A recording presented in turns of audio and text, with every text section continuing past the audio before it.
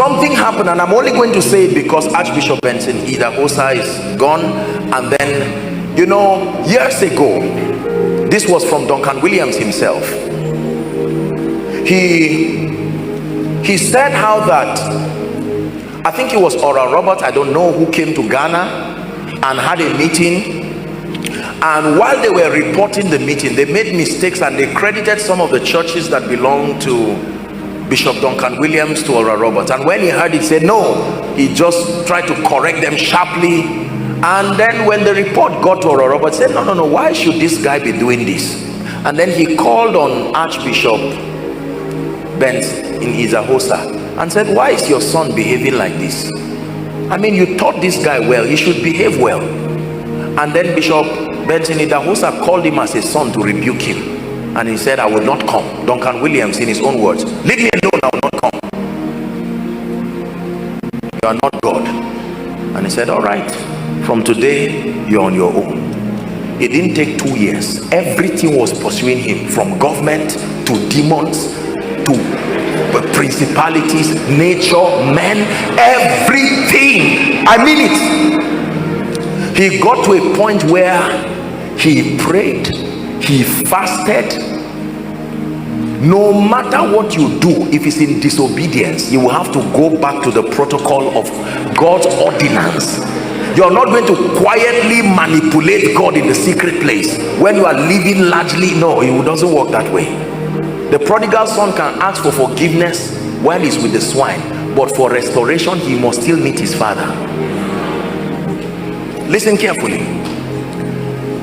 And then he now called, and it was difficult to now reach Benson Idahosa. His life had been so shattered. He was a shadow of himself.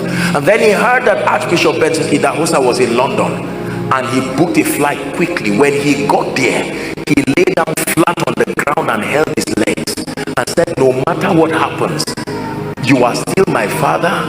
And he said, look what has happened to my life. And he said, Bishop Benson Idahosa just looked at him, and after a while took a deep breath, and here's all he said: Satan, this is the business between me and my son.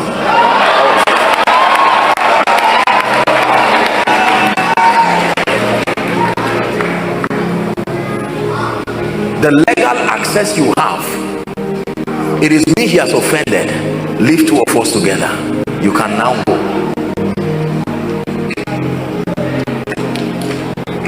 You will need to obtain forgiveness many times in your lifetime.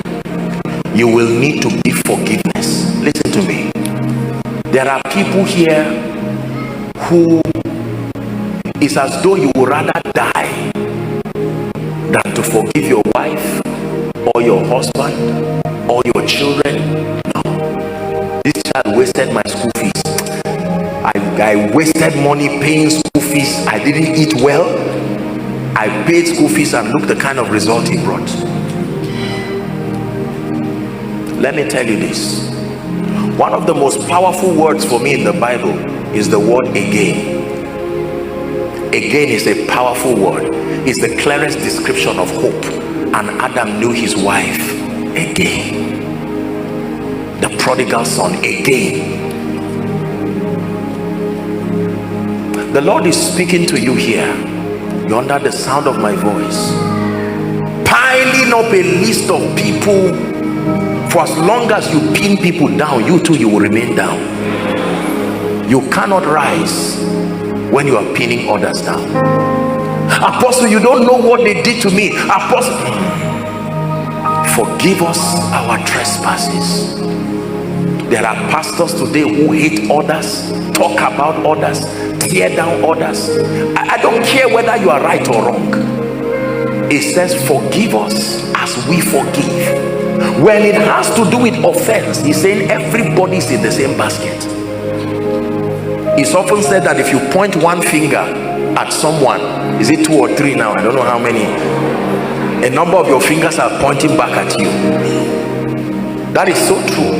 In fact, ethically, Some of you here are HR specialists, you are consultants, and I think there is a conflict management principle that HR people teach, that if you want to report someone who is a staff in a company, before you say one thing that is wrong against that person, you must say 3 things you like. That means if you are coming to meet the HR or the boss, before you say this person you are bad or he's a thief, if you cannot tell your boss 3 things about the person that is positive, he will send you away. He will say, complain the day you show me 3 other things that are good about the person.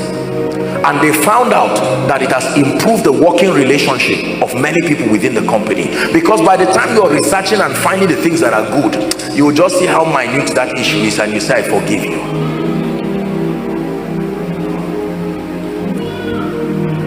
Use it for your company from tomorrow. Call them and tell them, I learned something. All of you come together. No more complain until it's ratio 3:1. Where sin abound, much more grace abound. So use that as a scriptural backing.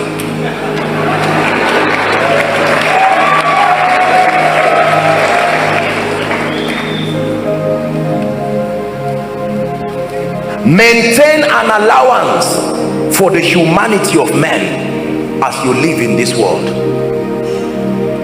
Take away the godlike expectation that you have over men. Leave whom? I remember one time someone called me. I got up, I think around maybe 2 or 3. I don't do much of sleep in the night, and I saw a text that was full of all kinds of things.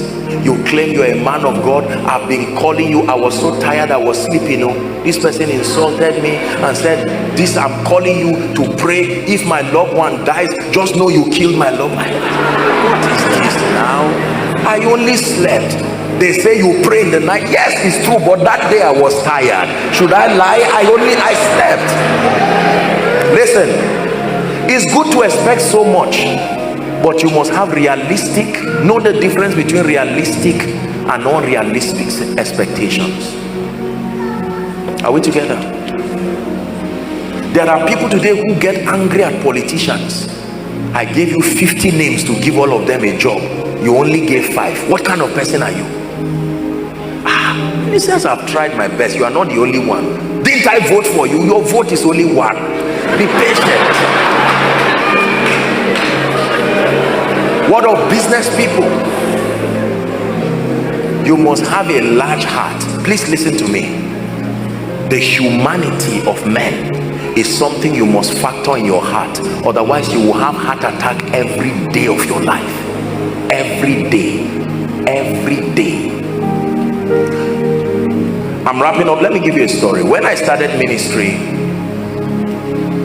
I was so passionate about being in the good books of everybody. I'm a peace-loving person. I don't like trouble as you see me like this. If it takes me sleeping on the ground here for peace to reign, I will do it peacefully and quietly. People took advantage of me. People will sleep, they will wake up, stretch themselves, and now try to call me. If I'm not available, they'll say, you said God told you, God sent you to us. I will feel so blackmailed. I was drained. Let me tell you how God delivered me. I entered a Catholic church and I looked at the crucifix, you know, the cross that they put there, and the Holy Spirit said, whose face is there? This is true. For the first time I realized I was not the one who died for the sins of people. Honestly, it just occurred to me that you can never truly satisfy everybody's needs. The goal is to be sincere and to do your best with the grace that God has given you, because the time it takes to appease another is the same time that allows to offend another. Can you come to my house? Okay, I'm coming. You went to this house. What of my own? Okay, don't worry, I will see what I can do. I would receive over 5 invitations for the same date, and they will forget to contact me and then remind me sometimes the morning of that meeting. I hope you are still coming. Our posters are out, and I'm saying, God, what am I doing now? And for some of them, the journey, there's no airport there. And then we're just starting. The resources to have the luxury to travel is not even there.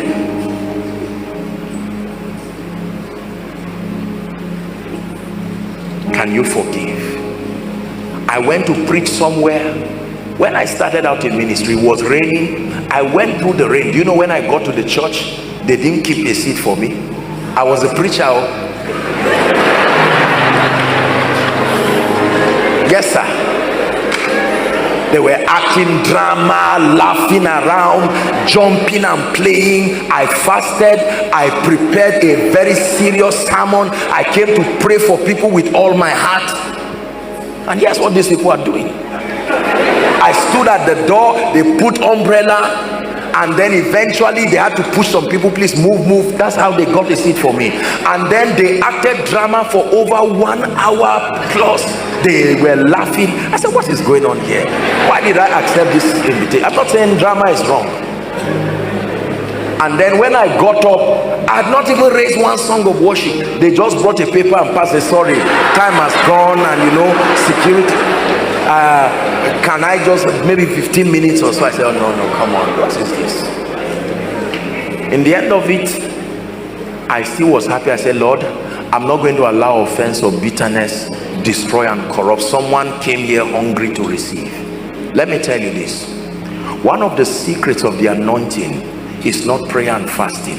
It's love and compassion.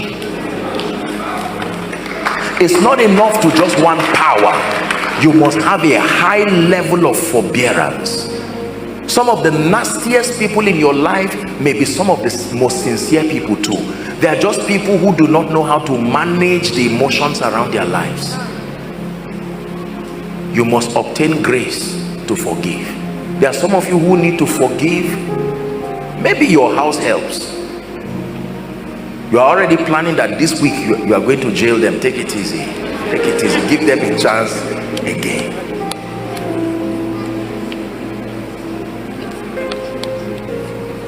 When I learned this in ministry, it gave me peace. There is absolutely nothing that surprises me today in ministry. No. My heart is prepared for anything. Anything. As I'm here, if I hear that the security people in my house have run away with my car, I'll say, okay, no problem, that's all right. God, thank you. It's your own. Police, I hand over the case to you. If you find the car, good. If you don't find it, that's all right. Please, I need peace in my life. Make up your mind that you are going to have peace. Let me tell you this. Do you know the highest index for measuring wealth is peace? Not progress. Peace. There are many people today, the names of people is what makes your blood pressure to be running up and down. You want to sleep, you just remember, oh, this senator, oh, this person, oh, this business person. Can you imagine how this person betrayed me? 5 billion gone like that. It's gone. But be patient. God can restore, but it's when you sleep and wake up, he restores. If you die, they bury you. Make up your mind. Great peace have them that trust or love the Lord. He said, in nothing. Listen, make up your mind that you will have peace in your life. Nobody will steal. Your peace is an asset. Don't trade it. Are we together? Peace. I was told of someone who died from April Fool. True story. This thing they do during April.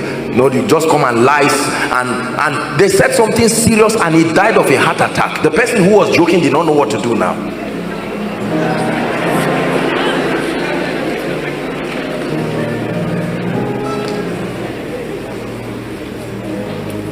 Forgive as you are forgiven. Our time is up.